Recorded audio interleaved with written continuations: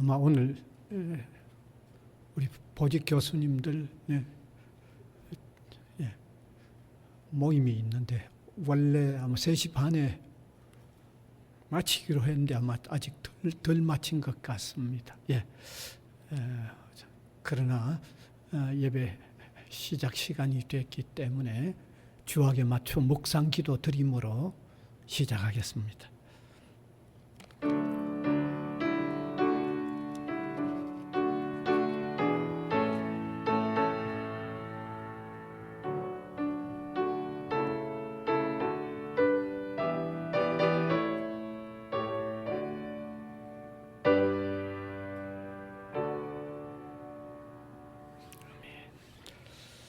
찬송가 446장입니다.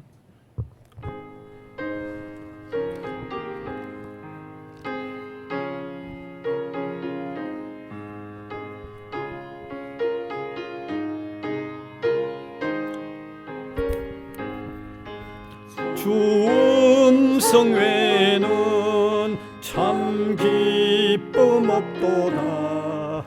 날 사랑하신 주 늘 계시옵소서. 기쁘고 기쁘도다. 항상 기쁘도다. 나 주께 왔사오니 복 주옵소서.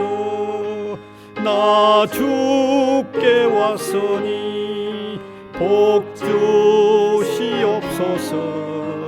주 함께 계시면 큰 시험이기네. 기쁘고 기쁘도다. 항상 기쁘도다. 나 주께 왔사오니 복 주옵소서. 주 떠나가시면 내 생명 헛되네. 기쁘나 슬플 때 늘 계시옵소서. 기쁘고 기쁘도다. 항상 기쁘도다. 나 주께 왔사오니 복 주옵소서. 그 귀한 언약을 이루어 주시고 주 명령 따를 때 늘 계시옵소서. 기쁘고 기쁘도다. 항상 기쁘도다. 나 주께 왔사오니 복 주옵소서. 아멘.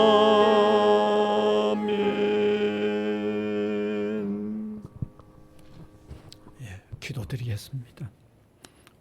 무한한 사랑을 베풀어 주시고 또 무한한 용서를 허락해 주시는 주님께 감사와 영광을 올려드립니다. 삶에 있어서 주님을 영접할 때 생명을 얻고 또 참된 행복이 있는 것을 감사를 드립니다. 우리가 주님을 영접하면 최고의 가치, 최고의 소망, 최고의 복됨을 소유하기 때문에 항상 만족하고 감사하고 기뻐할 수 있는 삶이 열려진 것을 믿습니다. 그러나 세상에 변하는 것, 의존하고 그것으로 만족을 찾으려고 하면 늘 변할 수밖에 없어서 진정한 만족이 없음을 우리가 고백하지 않을 수가 없습니다. 이 놀라운 사실을 먼저 깨달은 우리가 주님만 신실하게 따르고 성실히 섬기는 이런 귀한 신앙의 삶을 살 수 있도록 인도하여 주시옵소서. 지난 주일 이후 또 며칠 동안 우리 성도들 각각 다 흩어져 지내고 있습니다. 또 날씨가 무척 추운 때를 이렇게 맞이했습니다. 사랑하는 주님, 우리 흩어져 있는 성도들 이 추위 가운데도 영육 간의 강건함을 지닐 수 있도록 이끌어 주시고 돌보아 주시기를 원하옵고 바랍니다. 삶이 또 추위로 느껴지고 힘겨움으로 느껴질 때마다 주님께서 성령으로 마음속에 놀라운 위로, 따뜻한 위로를 베푸셔서 포근함을 느끼는 삶이 되도록 주님 도와주시기를 원하옵고 간절히 바랍니다. 특별히 주님 앞에 이렇게 머리를 조아리는 우리 성실하게 주님을 사랑하며 살지 못하는 부족한 요소들이 틀림없이 있는데 회개하는 마음 되게 하여 주시고 또 숨기지 않고 그대로 내어놓으며 주님의 용서를 구하는 이런 회개의 시간도 되게 하여 주시기를 간절히 바라옵고 원합니다. 무엇보다도 어디에 있든지 지금 기도의 시간, 이 예배의 시간 여기에 있든지 우리의 삶의 현장 어디에 있든지 신전 인격자로서 주님 앞에 있는 우리 자신을 깨달아 주님과 함께 계심이 더 선명하게 깨달아져 위로와 힘을 얻게 하여 주시고 주님 앞에 있음이 깨달아질 때마다 더욱 바른 생각, 바른 삶을 살게 하여 주시고 그리스도인으로서의 빛과 향기를 펼칠 수 있는 삶을 한 걸음씩 더욱 옮겨나가는 저희들이 되게 하여 주시기를 간절히 바랍니다. 특별히 온 세계 만방에 흩어져 있는 모든 선교사님들을 주님이 기억하여 주시고 삶의 좋은 환경을 오히려 뒤로 하고 스스로 복음을 위하여 어려운 환경에서 지내고 있는 모든 선교사님들에게 주님이 힘이 되어 주시고 위로가 되어 주시고 그 상황과 처지를 따라 주님이 보호하여 주시고 인도하여 주시기를 간절히 바라옵고 원합니다. 그들이 전하는 복음이 그곳에 떨어져서 새로운 생명이 살아나는 역사가 일어나게 하여 주시고 그곳의 삶의 정황들이 바꾸어져 나가는 놀라운 역사가 일어나게 하여 주시기를 간절히 바라옵고 원합니다. 남북으로 갈리워져 있는 우리나라를 또한 불쌍히 여겨주시되 특별히 저 북녘 땅에 살기 어려운 곳에 사는 저동포들을 주님이여 기억하여 주옵소서. 이곳보다도 더 추운 지역에 고통당하고 있는 줄 압니다. 제대로 먹을 것, 따뜻하게 할 것도 훨씬 더 없는 그 지역에 있는 저동포들도 하나님이 불쌍히 여겨 주셔서 주님 인도하여 주시기를 간절히 바라옵고 원합니다. 특별히 우리 학교 위에 은혜를 더하여 주옵소서. 이렇게 신년을 맞아서 또 주님의 도움과 인도함이 더욱 절실한 이 상황을 맞아서 이렇게 기도하고 있는 기도의 음성들을 주님이 들어주시고 또 함께 수고하며 이 일을 더욱 슬기롭게 주님의 도우심 가운데서 헤쳐나가기 위하여 이런 귀한 모임들이 계속해서 모여지고 있는데 그 모임들이 모여지는 곳에 주님이 긍휼히 여기사 주님의 선한 인도와 도우심이 나타나도록 긍휼을 더하여 주시기를 원하옵고 바랍니다. 우리 성도들 가정가정의 형편과 처지를 가장 밝히 아시는 주님께서 그 형편과 처지를 따라 가장 적절한 은혜와 긍휼을 계속하여 허락하여 주시옵소서. 감사를 드리옵고 예수님 이름으로 기도하옵나이다. 아멘.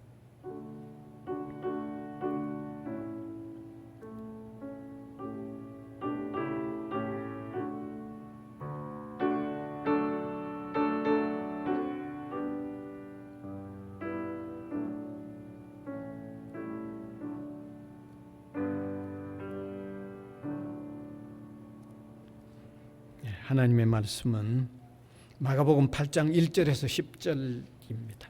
마가복음 8장 1절에서 10절.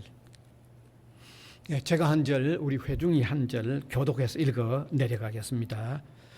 그 무렵에 또 큰 무리가 있어 먹을 것이 없는지라. 예수께서 제자들을 불러 이르시되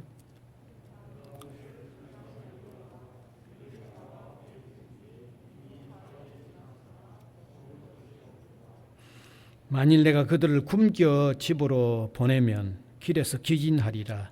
그 중에는 멀리서 온 사람들도 있느니라.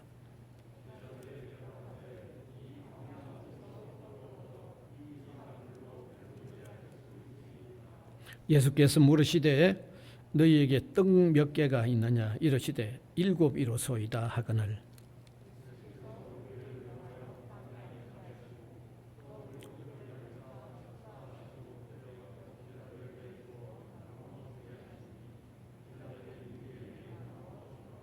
또 작은 생선 2마리가 있는지라. 이에 축복하시고 명하사 이것도 나누어 주게 하시니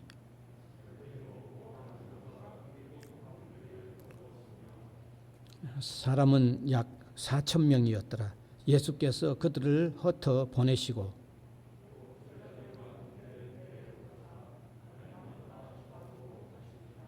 아멘. 네. 오늘은 4,000명을 먹이신 이적이 되겠습니다. 성경에는 이미 잘 아시겠지만 많은 사람들을 이적으로 먹인 기록이 2번 나타납니다.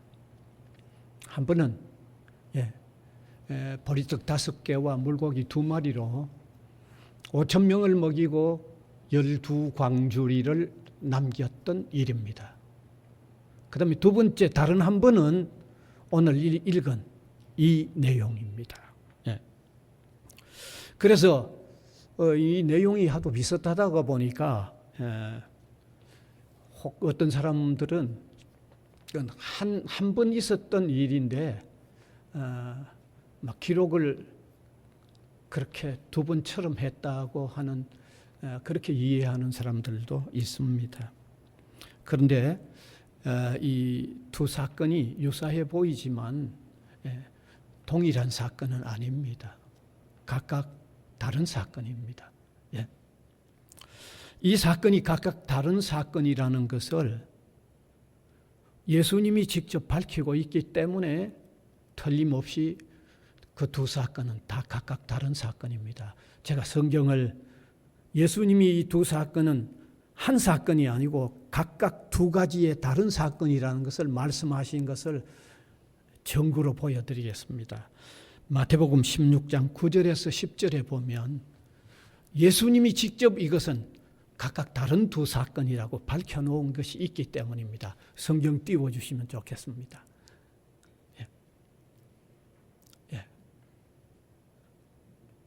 성경 안 떱니까? 그러면 제가 읽겠습니다. 마태복음 16장 9절에서 10절입니다. 너희가 아직도 깨닫지 못하느냐? 떡 5개로 5,000명을 먹이고 죽은 것이 몇 광주리이며 떡 7개로 4,000명을 먹이고 죽은 것이 몇 광주리였는지 기억하지 못하느냐? 그러니까 예수님이 이 사건을 각각 다른 2개의 사건으로 말씀하고 있기 때문에 한 사건이 아니라는 것을 분명히 알 수 있습니다. 그런데 여기 2번째 오늘 읽은 이 내용 4,000명을 먹인 내용은 조금 전에 읽어보았듯이 그 내용을 제가 한번 간략하게 소개를 하겠습니다. 많은 무리들이 예수님과 함께 사흘 동안 같이 지냈습니다. 그런데 이제 돌려보내야 할 때가 되었습니다. 왜냐하면 굶주려 있는 상태였기 때문입니다.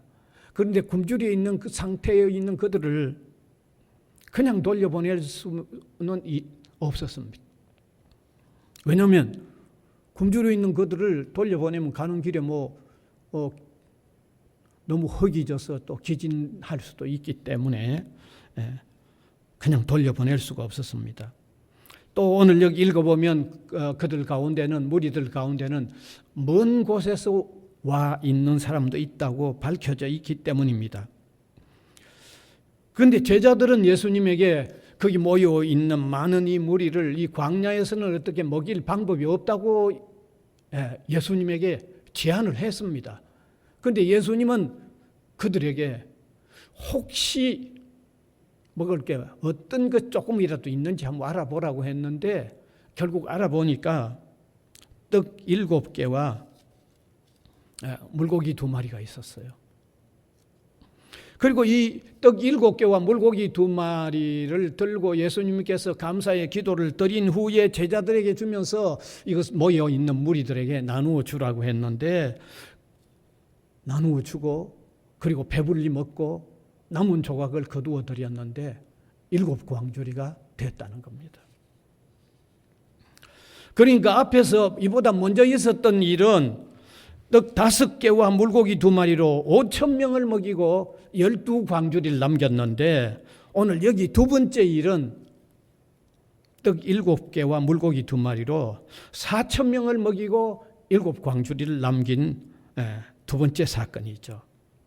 그래서 제가 오늘 처음 시작하면서 예수님이 기적으로 많은 무리를 먹인 일이 2번 있다, 그렇게 설명을 한 겁니다. 자, 그러면 오늘 여기 두 번째로 설명이 되는 떡 7개로 4,000명을 먹인 이 내용 속에 들어있는 의미는 어떤 의미가 있는가 한번 함께 깨달았으면 좋겠습니다. 먼저 첫 번째는 예수님께서 굶주리 있는 무리를 아주 긍휼히 여기시는 주님이셨습니다.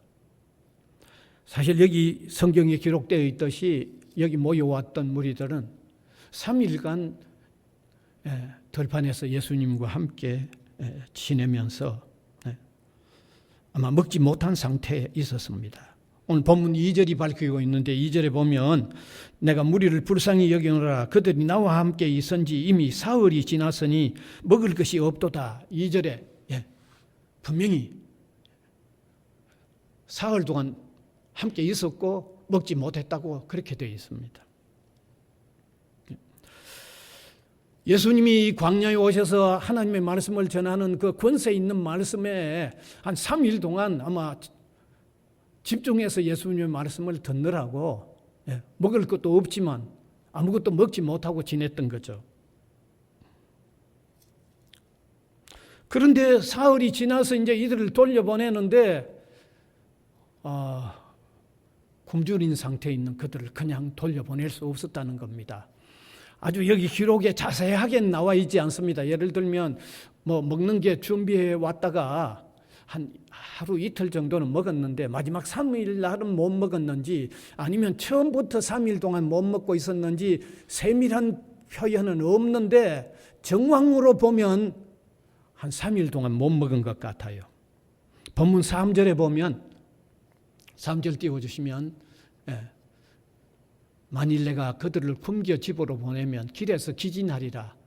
그 중에는 멀리서 온 사람들도 있느니라.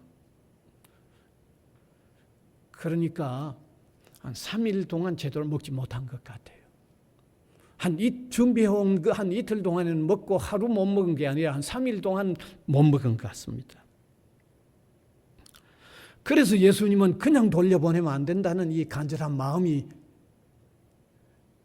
작용을 한 거죠. 그게 다시 말씀드리면 그게 긍휼히 여기는 마음이죠. 그들이 처해 있는 상황을 정말 애절하게 여기면서 무척 사랑하는 마음, 그게 긍휼한 마음인데, 그런 긍휼한 마음을 예수님은 가지신 거죠. 여러분, 예수님은 이런 긍휼의 마음,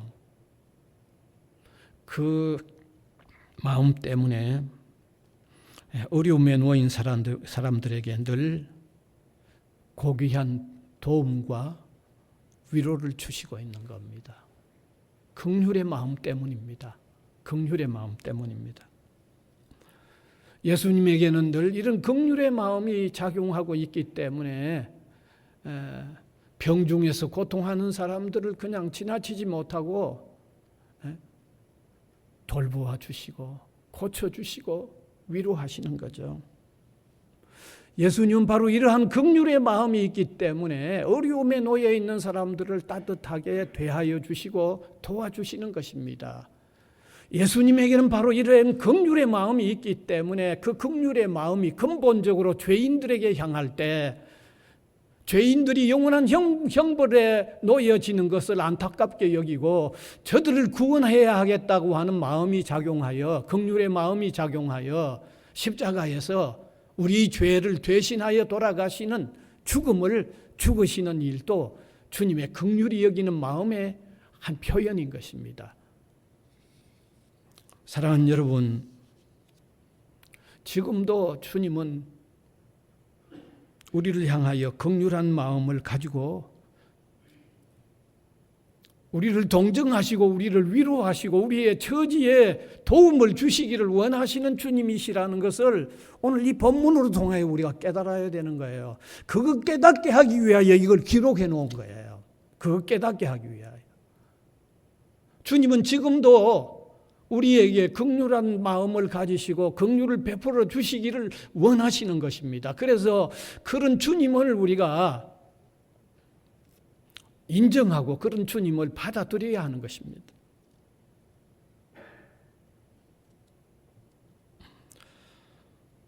그리고 그러한 긍휼을 먼저 입은 우리 성도들은요, 주님으로부터 그러한 긍휼의 은혜를 입었기 때문에 우리 성도들은 또 그러한 긍휼의 마음을 또 다른 사람에게 펼치는 이런 삶을 사는 것이 기독신자의 삶이라는 것을 한번 다시 깨달았으면 좋겠습니다. 로마서 15장 1절과 2절을 한번 읽어보면 하나님으로부터 그 긍휼의 도움에 은혜를 입은 사람이라면 그 사람은 또 다른 사람에게 그러한 긍휼을 펼칠 수 있는 삶을 살아야 한다는 것을 말씀하고 있는 거죠. 같이 한번 읽으면 좋겠습니다. 같이 읽읍시다. 믿음이 강한 우리는 마땅히 믿음이 약한 자의 약점을 담당하고 자기를 기쁘게 하지 아니할 것이라. 우리 각 사람이 이웃을 기쁘게 하되 선을 이루고 덕을 세우도록 할지니라. 이 원리가 뭡니까? 먼저 하나님의 긍휼의 은혜를 입은 무한한 사랑의 은혜를 입은 사람이라고 하면 그 사람은 또 다른 사람에게 그런 어떤 사랑을 펼치는 삶을 살아야 한다는 것을 말씀하고 있는 거죠. 네. 그래서 먼저 첫 번째는 주님은 우리에게 지금도 우리에게도 우리의 처지와 형편을 아시고 무한한 사랑, 긍휼을 지금도 베푸시기를 정말 원하시고 계신다는 이 사실을 바로 이 시간에 한번 깨닫는 저와 여러분이 될 수 있기를 바랍니다. 그 다음에 두 번째, 예수님의 능력은 기본적인 물질이 많고 적음에 의존되지 않는다는 것을 보여주고 있습니다. 여러분, 제가 이미 위에서 말씀드린 바와 같이 예수님이 굶주린 무리를 먹인 일이 두 번이라고 했습니다. 한 번은 5,000명을 먹였습니다. 그리고 오늘 읽은 이 내용은 4,000명을 먹였습니다. 5,000명을 먹이실 때는 잘 아시죠? 보리떡 5개와 물고기 2마리로 5,000명을 먹이셨고 12광주리를 남기셨습니다. 그런데 오늘 여기 두 번째 4,000명을 먹이실 때는 보리떡이 7개입니다. 더 많잖아요. 물고기는 2마리였습니다만은 또 먹이고 남긴 남은 것은 7바구니를 남겼습니다. 오늘 그 두 가지가 이 차이가 있습니다. 6절에서 7절 띄워주시면 좀 더 세밀히 알 수 있습니다. 같이 읽읍시다. 예수께서 무리를 명하여 땅에 앉게 하시고 떡 7개를 가지사 축사하시고 떼어 제자들에게 주어 나누어 주게 하시니 제자들이 무리에게 나누어 주더라. 또 작은 생선 2마리가 있는지라 이에 축복하시고 명하사 이것도 나누어 주게 하시니 배불리 먹고 남은 조각 7광주리를 거두었으며 사람은 약 4,000명이었더라. 그러니까 적은 양으로 많은 무리를 먹이고 남긴 양도 더 많죠. 보리떡 5개로 5,000명을 먹이고 12광주리를 남겼고 여기는 보리떡 7개로 4,000명을 먹이고 7광주리를 남겼죠. 그러니까 비교를 해보면 더 작은 것으로 더 많이 먹이고 더 많은 걸 남겼죠. 더 많은 양으로 그보다 적은 사람을 먹이고 더 적은 양을 남겼죠. 이건 뭘 얘기해 줍니까? 주님의 능력은 이 세상의 물질들의 다소에 따라서 그 능력이 좌우되는 게 아님을 보여주는 면이 있는 거죠. 주님의 능력은 가진 어떤 물질적인 것 때문에 많이 가지면 많이 무슨 능력을 행하고 적게 가지면 적은 능력을 행하는 분이 아니라는 것을 보여주는 한 면을 우리가 발견할 수 있는 거죠. 주님의 능력은 온 우주 만물을 만드신 창조주의 능력입니다. 무한한 능력입니다. 능력의 원천이신 주님의 능력입니다. 창조는 무에서 유를 창조하셨습니다. 무에서 유를 창조하신 창조주의 능력입니다. 그렇기 때문에 세상의 물질적인 요소에 의해서 주님의 능력이 좌우되지 않는다는 것입니다. 주님은 작은 풍랑은 잘 잠잠하게 하실 수 있지만 큰 풍랑은 잠잠하게 하기가 어려운 분이 아닙니다. 작은 풍랑이든 큰 풍랑이든 주님에게는 차이가 없습니다. 전혀 차이가 없습니다. 주님에게는 조금 아픈 사람은 쉽게 고칠 수 있고 좀 많이 아픈 사람은 고치기가 어려운 게 아닙니다. 주님에게는 조금 아프거나 많이 아프거나 주님의 능력은 제한되지 않습니다. 그냥 다 차별 없이 고치시는 능력이 주님의 능력입니다. 그러므로 우리 믿음의 사람들은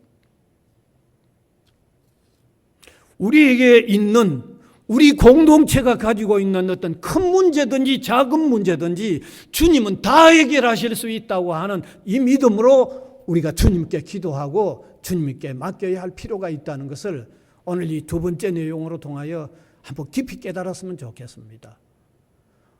우리가 주님을 믿는다고 하지만 때로 보면요, 사소한 작은 것은 기도해서 주님에게 쉽게 해결하실 거라고 생각하고 좀 크고 어려운 문제는 기도하되 이게 될까 말까 하는 그런 어떤 의심을 하는 경향들이 있는데 오늘 이 주님이 행하신 이 두 번째 이적으로 통하여 우리가 깨달아야 하는 것은 우리 개인이나 우리 공동체의 문제,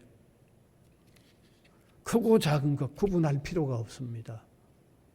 주님은 다 해결하실 수 있습니다. 다 그대로 맡길 수 있는 이런 믿음을 우리가 가져야 한다는 것을 오늘 이 두 번째 내용으로 통하여 우리가 깨달아야 할 내용이라고 생각을 합니다. 그 다음에 세 번째 마지막입니다. 반드시 부스러기를 다 모으라고 말씀하셨어요. 여기 남은 조각들이 7광주리였다는 것을 밝혀놓았는데 이것은 조각들, 부스러기를 다 모았기 때문에 파악된 거죠. 그게 모으지 않았다면 뭐 몇 광주리가 될지 몇 바구니가 될지 알 수가 없는 거 아닙니까? 모았기 때문에. 왜 예수님은 적당히 먹을 만큼만 만드시지 아니하시고 이적을 행하시지 아니하시고 이렇게 남도록 만드셨을까요? 왜 이렇게 남도록 만드셨을까요?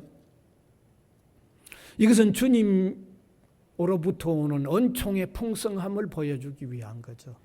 주님으로부터 주어지는 은혜가 풍성하다는 것을 보여주기 위해서 오히려 여유 있게 이렇게 만드시고 그 남은 조각을 모으게 하셨던 거죠. 여러분, 주님의 은혜는 풍성합니다. 주님의 은혜는 무한합니다. 주님의 사랑도 풍성합니다. 주님이 우리를 용서해 주시는 용서도 풍성합니다. 주님께서 우리에게 베풀어 주시는 모든 혜택은 다 풍성합니다. 차고 넘칩니다. 풍성합니다. 세상에 어떤 사람처럼 그렇게 짜지 않습니다. 풍성하신 은혜를 베풀어 주신다는 것을 보여주기 위하여 이렇게 여유 있게 풍성하게 먹이시고 남기셨던 거죠. 그래서 성경에도 보면 주님의 은혜는 풍성함을 밝히고 있고, 또 찬송가 197장을 작사한 이 작사자는 주님의 은혜가 풍성함을 찬송하고 있죠. 은혜가 풍성한 하나님은 믿는 자 한 사람 한 사람 어제나 오늘도 언제든지 변찮고 보호해 주시네. 은혜가 풍성한 하나님이라고 이런 특별한 찬송까지 만들어 놓은 것은 오늘 그대로 표현되죠. 배고픈 그 무리들을 먹이고도 이만큼 7광줄이나 남게 거두어 드린 것은 주님의 은혜의 풍성함을 우리에게 보여주고 있는 것입니다. 이제 말씀을 마무리하겠습니다.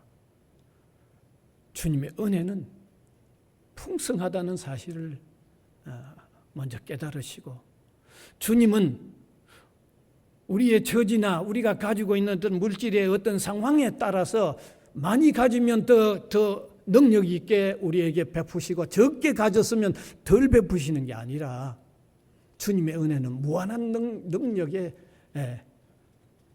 은혜임을 우리가 한번 깨달았으면 좋겠습니다. 그 다음 역으로 마지막 첫 번째, 우리에게 긍휼을 베푸시기를 원하시는 주님이시라는 거죠. 예. 이 주님 안에 들어와서 사는, 그리고 우리의 난제를 능력의 그분에게 맡기고 살아가는 저와 여러분 우리 모두가 될 수 있기를 간절히 바랍니다. 은혜의 주님 감사를 드립니다. 오늘도 주님이 행하신 이적으로 그 많은 무리들을 먹인 그 사건 속에 담겨 있는 귀한 의미들, 소중한 의미들을 함께 나누었습니다. 깨닫도록 은혜를 주시고, 은혜가 풍성한 하나님의 그 은혜 안에 사는 우리 한 사람 한 사람이 되도록 인도하여 주시옵소서. 예수님 이름으로 기도하옵나이다. 아멘. 찬송가 438장입니다.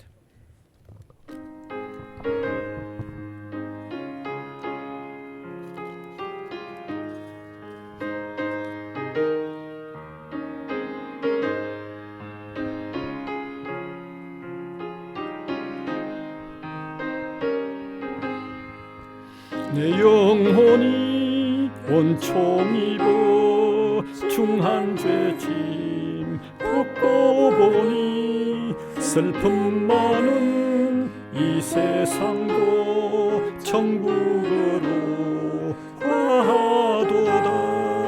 할렐루야 찬양하세. 내 모든 죄 사함받고 주 예수와 동행하니 그 어디나 하늘나라. 주의 얼굴 뵙기 전에 멀리 뵈던 하늘나라 내 맘속에 이루어지니 날로 날로 가깝도다. 할렐루야 내 모든 죄 사함받고 주 예수와 동행하니 또 어디나 하늘나라. 높은 산이 거친 돌이 조망이나 궁궐이나 내 주 예수 모신 곳이 그 어디나 하늘나라. 할렐루야 찬양하세. 내 모든 죄 사함받고 주 예수와 동행하니 그 어디나 하늘나라. 주님 가르쳐 주신 기도 드리겠습니다. 하늘에 계신 우리 아버지여, 이름이 거룩히 여김을 받으시오며 나라가 임하시오며 뜻이 하늘에서 이루어진 것 같이 땅에서도 이루어지이다. 오늘 우리에게 일용할 양식을 주시옵고 우리가 우리에게 죄 지은 자를 사하여 준 것 같이 우리 죄를 사하여 주시옵고 우리를 시험에 들게 하지 마시옵고 다만 악에서 구하시옵소서. 나라와 권세와 영광이 아버지께 영원히 있사옵나이다. 아멘.